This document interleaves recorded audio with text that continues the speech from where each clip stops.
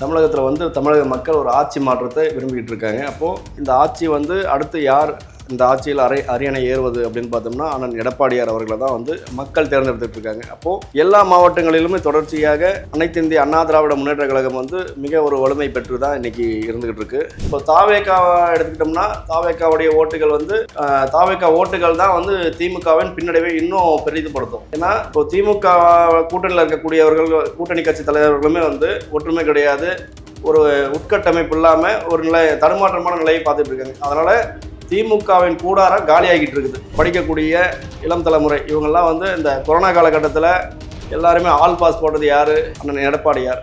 அந்த ஒன்றே போதும் இந்த இளைஞர்களுக்கு வந்து இளைய சமுதாயத்துக்கு மிகப்பெரிய ஒரு நல்ல விஷயங்களை கொடுத்துருக்காரு.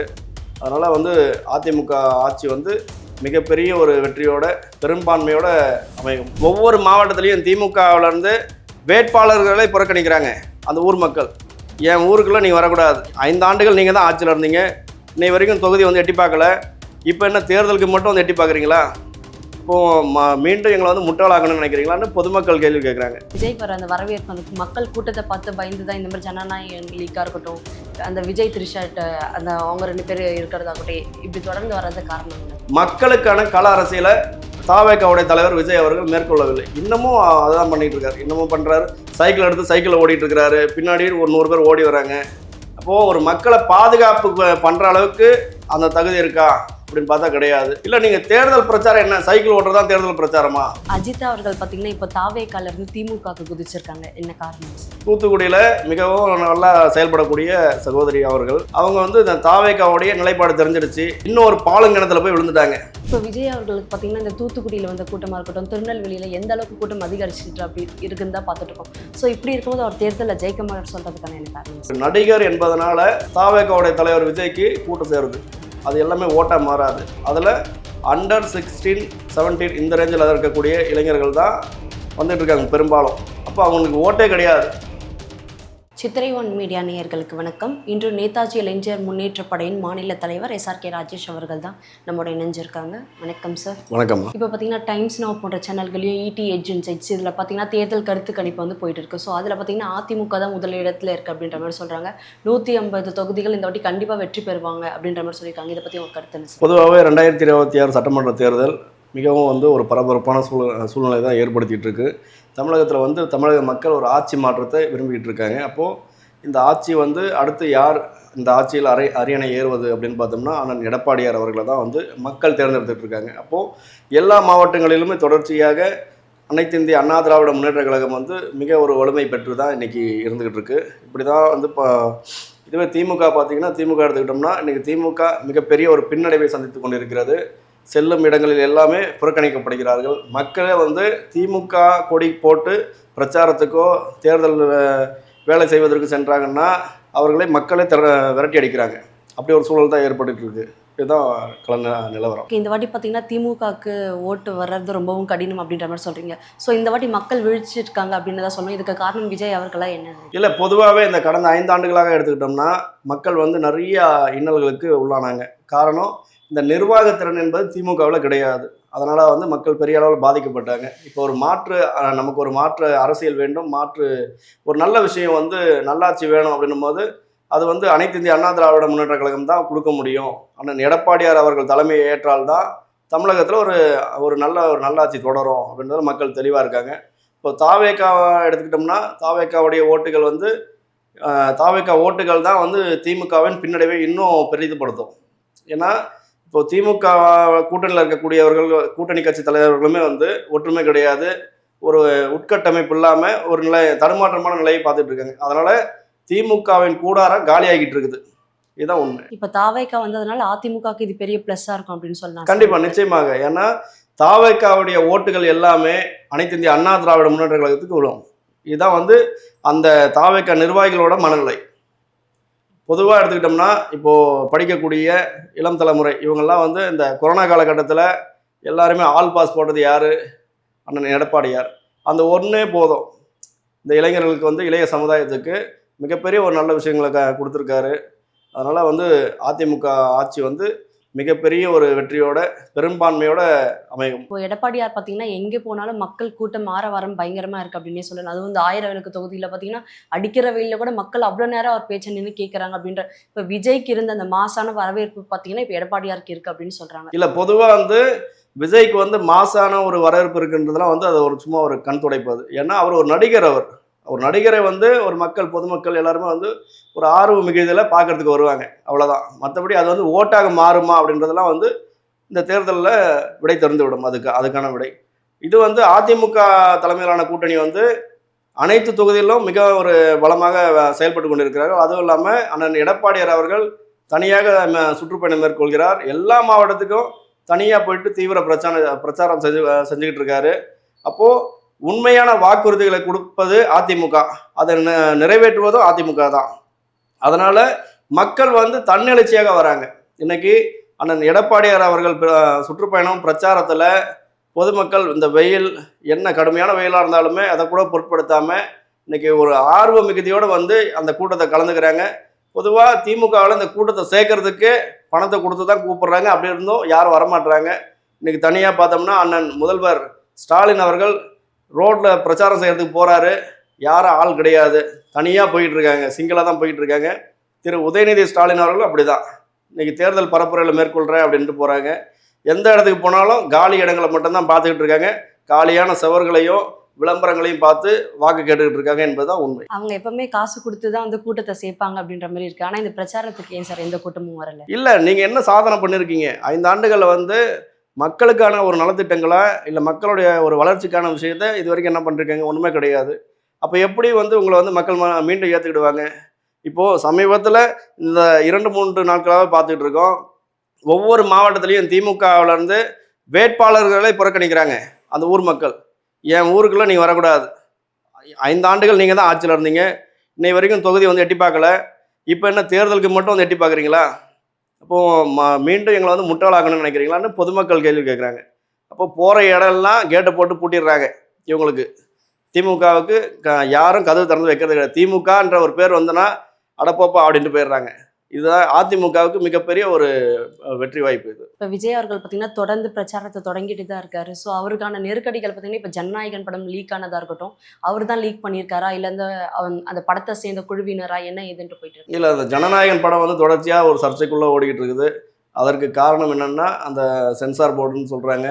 அதை வந்து துரிதப்படுத்தணும்னா இப்போது இந்த படத்தை வந்து ரிலீஸ் ஆனால் என்ன ஆகலைன்னா என்ன? இப்போ நடக்கிறது வந்து தாவேக்காவுக்கு முதல் தேர்தலில் தேர்தலுக்கான களத்தில் இறங்கி நீங்கள் தேர்தல் பணிகளை செய்யணும். அதை விட்டுட்டு எனக்கு படம் வந்துடுச்சு, படம் ஓடலை, படம் ரிலீஸ் பண்ணிட்டாங்க, இதில் வந்து நீங்கள் கவனத்தை செலுத்துனீங்கன்னா மக்களை எப்போ போய் சந்திப்பீங்க? இருப்பது இன்னும் ஒரு 10 நாள் அவ்வளோதான் இருக்குது தேர்தலுக்கு.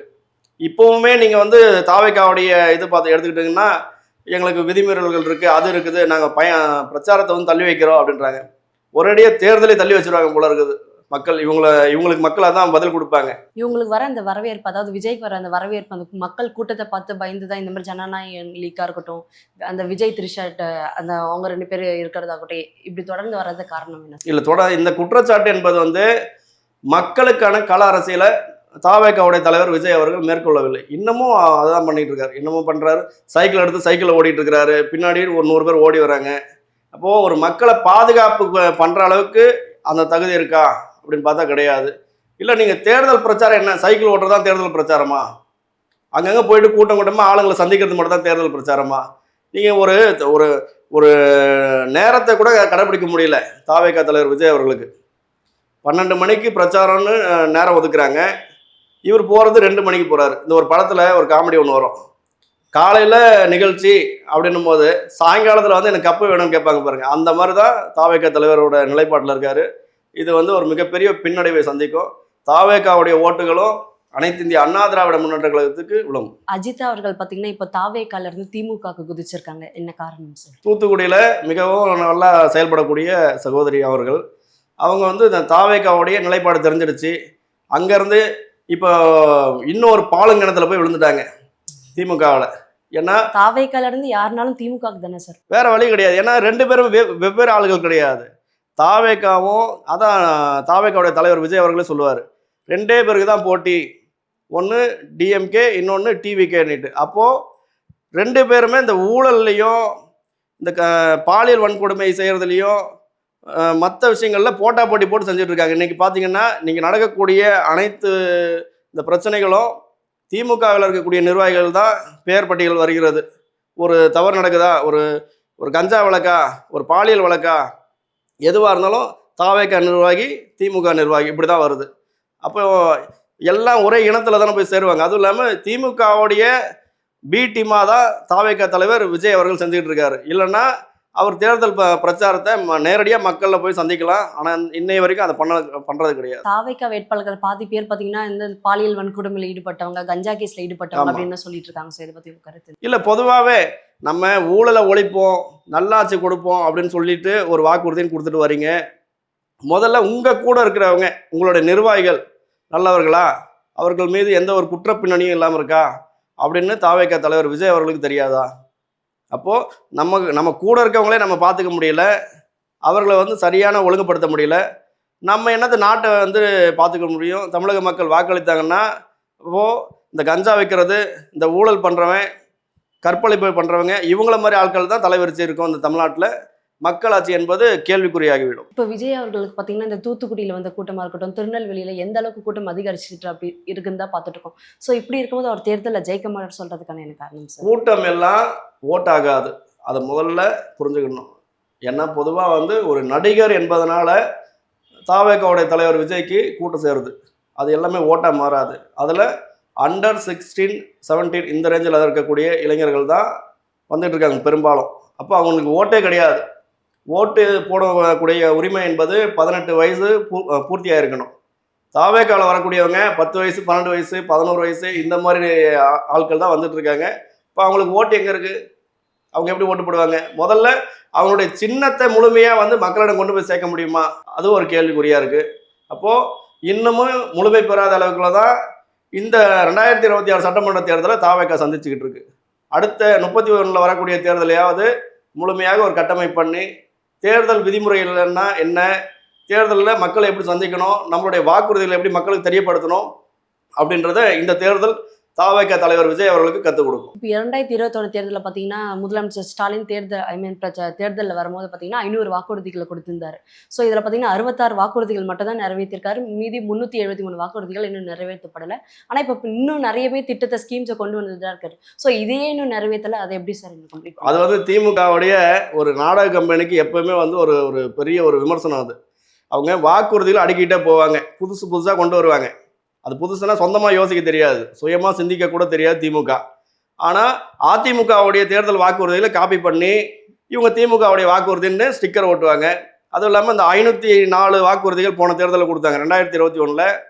அதில் முழுமை பெற்றதான்னு பார்த்தா எதுவுமே கிடையாது. 1-2 தேர்தல் வாக்குறுதி, அதுவும் 10% மேலே முழுமை அடையவில்லை. இப்போது இந்த தேர்தல் வாக்குறுதியில் 525 வாக்குறுதியாக கொடுக்குறாங்க. ஒவ்வொரு தேர்தலுக்கும் 500, 1000 அப்படின்னு அடுக்கிட்டே போவாங்களே. ஏன்னா அந்த ஊழல் குற்றவாளிகள், ஊழல் பட்டியலில் இருக்கவங்க எப்படி என்ன பண்ணுவாங்க, ஊழலை அதிகப்படுத்திட்டு போகிறவங்க தவிர குறைக்க மாட்டாங்க. அதே தான் திமுக அந்த நிலைமையை இன்னைக்கு கையில் எடுத்து பண்ணிட்டு இருக்குது. இவங்க தேர்தல் அறிக்கையிலே கொடுத்தாங்க திமுகவில், மாணவர்கள் கல்வி கடன் ரத்து செய்யப்படும் அப்படின்னு. இது வரைக்கும் செஞ்சாங்களா? கிடையாது. விவசாயிகளுக்கு கடன் தள்ளுபடி பண்ணுவேன் அப்படின்னாங்க, அதுவும் கிடையாது. தானிய விவசாயிகளுக்கு நெல் தானிய கிடங்கு கட்டித்தரேன்னாங்க, அதுவும் கிடையாது. பெண்களுக்கு பாதுகாப்பான தமிழகத்தை ஏற்படுத்துவோன்னாங்க. இன்னைக்கு திமுக ஆட்சியில் தான் பெண்கள் பாதுகாப்பு இல்லாமல் ஒரு சூழ்நிலையை ஏற்படுத்தி வச்சுருக்காங்க. அப்போது எந்த வகையிலுமே திமுக கொடுக்குற வாக்குறுதியை நிறைவேற்றுமா என்பது இன்னைக்கு மக்கள் தெளிவாக தெரிஞ்சுக்கிட்டாங்க. மீண்டும் ஒரு முறை திமுகவுக்கு வாக்களித்தால் தமிழ்நாடு இருண்ட நாடாக மாறிவிடும் என்பதை தெளிவாக சிந்தித்து கொண்டிருக்காங்க. அதனால் இந்த தேர்தல் களமானது அனைத்து இந்திய அண்ணா திராவிட முன்னேற்ற கழகத்துக்கான களம். அண்ணன் எடப்பாடியார் அவர்கள் தான் மிகப்பெரிய அளவில் ஒரு வெற்றி வாய்ப்பை அடைவார். நிரந்தர முதல்வராக தமிழகத்தில் அண்ணன் எடப்பாடியார் அவர்கள் தொடர்வார். எடப்பாடி அவர்கள் பார்த்தீங்கன்னா 10,000 ரூபாய் கொடுக்குறேன்னு சொன்னால் இவர் உடனே இல்லத்தரசி திட்டம்னு 8,000 ரூபாய் கொடுக்குறாரு. விஜய் அவர்கள் அவர் என்னெல்லாம் தேர்தல் அதாவது ஜெயிச்சு வந்தால் என்னெல்லாம் பண்ணுவேன்ட்டு அவர் சிலது சொல்லும் போது இவங்க திமுக பார்த்தீங்கன்னா 500 ரூபா மட்டும் சேர்த்து சொல்லியிருக்காங்க. ஸோ இப்படி இருக்கும்போது இதனால ஏதாவது இந்த 500 ரூபானால ஏதாவது மாற்றத்தை ஏற்படுத்தும்? எந்த மாற்றமும் பண்ண முடியாதுமா. திமுகவில் முதல்ல 200 ரூபா சம்பளம் திமுக காரங்களுக்கு, இப்போ ஒரு 300 ரூபா கூட்டி 500 ரூபா சம்பளமாக கொடுக்குறாங்க. வேற ஒன்றுமே கிடையாது. இதுதான் அவங்களோட மாடல். இது இந்த 8,000 ரூபா என்று ஒரு பரிசு கூப்பன் ஒன்று கொண்டு வராங்க திமுகவில். அண்ணன் எடப்பாடியார் அவர்கள் 10,000 ரூபா ஒவ்வொரு குடும்பத்துக்கும் கொடுக்குறேன் அப்படின்னு சொன்னாங்க. தேர்தல் வாக்குறுதி கண்டிப்பாக நிறைவேற்றுவார். அந்த ஒரு 10,000 என்பது ஒரு பயனுள்ளதாக இருக்கும். நீ 8,000 ரூபா கொடுத்துட்டீங்கன்னா 4,000 ரூபா கரண்ட் பில்லு, 2,000 ரூபா கேஸு, 6,000 ரூபா, மீதி ஒரு 4,000 ரூபா இருக்குது. இந்த சொத்து வரி, தண்ணி வரி, அது இதுன்ட்டு பார்த்தீங்கன்னா இதில் எல்லாத்தையும் போயிடும். ஒரு 1,000 ரூபா மிச்சம் மீதி எதனா பிடிச்சி வச்சோம்னா அதை டாஸ்மார்க்கு எடுத்துக்கிடுவாங்க. அப்போது திமுகவில் கொடுக்கக்கூடிய 8,000 ரூபாய்க்கு அவங்க கணக்கு போட்டு வச்சுருக்காங்க. கணக்கு போட்டு தான் அந்த 8,000 ரூபா கொடுத்து அப்படி எடுப்பாங்க. அதுவும் இல்லாமல் அந்த 8,000 ரூபா பரிசு கூப்பன்னு கொடுக்கறது திமுக எங்கே போயிட்டு வாங்குறது மக்கள்? இப்போது 8,000 ரூபாய்க்கு ஃப்ரிட்ஜு கிடைக்குமா? எங்களோட கேள்வி. 8,000 ரூபாய்க்கு எதுவும் கிடைக்காது. ஒரு சாதாரண ஒரு ஃபேன் வாங்கினோம்னால இன்றைக்கி 8,000 ரூபா வந்துடுது. அப்போது இந்த 8,000 ரூபா கூப்பனை கொடுத்து காங்கிரஸ் கட்சிக்கு நிதி உதவி பண்ணுது திமுக. வசந்த் அண்ட் கோ நிறுவனத்துக்கு இந்த 8,000 ரூபா கூப்பனை நீங்கள் வசந்த் அண்ட் கோவில் தான் இப்போ வாங்க முடியும். வசந்த் அண்ட் கோ யார்? வசந்த் அண்ட் கோ காங்கிரஸோட எம்பி விஜய் வசந்த். அவர்களுடைய கட்சிக்கு காங்கிரஸுக்கு நம்ம நேரடியாக கொடுக்க முடியாது. இப்படி மக்கள்கிட்ட கொடுத்து மறைமுகமாக காங்கிரஸ் கட்சியை வளர்ப்பதற்காக திமுக இந்த வேலையை செஞ்சுக்கிட்டு இருக்குது. இப்போ எடப்பாடி ஆட்சியில் பார்த்தீங்கன்னா வந்து அவர் எந்த வாக்குறுதிகள் கொடுத்தாலும் அதை வந்து எல்லாருக்கும் அப்படின்ட்டு நிறைவேற்றுறாரு. இவங்க எல்லாருக்கும் எல்லாம் அப்படின்னு சொல்லிட்டு இந்த 1,000 ரூபா கூட பார்த்தீங்கன்னா ஃபர்ஸ்ட் எல்லாருக்கும் கொடுக்குறேன்னு சொல்லிட்டு அப்புறம் தகுதியானவர்கள் அப்படின்ற மாதிரி சொல்றாங்க. இந்த மாணவர்களுக்கு லேப்டாப் கொடுக்கறதாகட்டும் அதுவுமே வந்து எல்லாருக்கும் சொல்லிட்டு இப்போ 18+ கிரைட்டீரியா யாருக்கெல்லாம் ஓட்டு போகிற எலிஜிபிலிட்டி இருக்கோ அப்படி இப்படி எதுக்கு சார் வாக்குறுதி எல்லாருக்கும் கொடுக்குறேன்னு சொல்லிட்டு கடைசியில் இந்த அது நீங்கள் தவறாக புரிஞ்சுருக்கீங்க. எல்லாருக்கும் எல்லாம் கிடைக்கின்ற திமுகவோட வாக்குறுதி தன்னுடைய எம்எல்ஏவுக்கு கிடைக்கும், எம்எல்ஏ மகனுக்கு கிடைக்கும், மந்திரிக்கு கிடைக்கும், மந்திரி மகனுக்கு கிடைக்கும். இன்றைக்கி சீட்டு அப்படி தானே கொடுக்காங்க.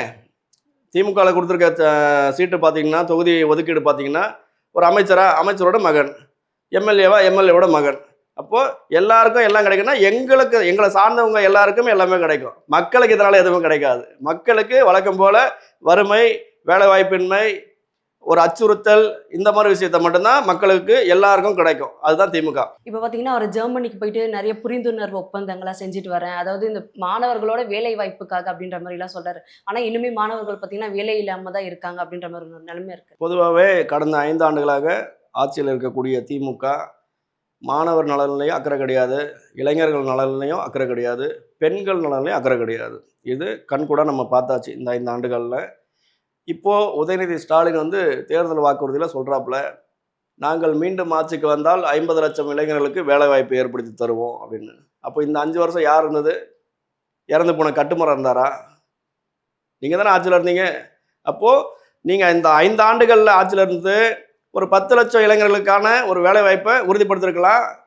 ஒரு வட மாவட்டமாக இருக்கட்டும், தென் மாவட்டமாக இருக்கட்டும், அங்கே ஒரு தொழிற்சாலைகளோ ஒரு தொழில் வளர்ச்சிக்கான திட்டத்தை கொண்டு வந்திருக்கலாம். ஒரு மாணவர் நலம் சார்ந்த விஷயங்களை கையில் எடுத்துருக்கலாம். நீங்கள் தான் உங்களுக்கு ஓட்டு போடக்கூடிய மாணவர்களை மட்டும் தானே தேர்ந்தெடுத்து இந்த மடிக்கணினியை கொடுக்குறீங்க.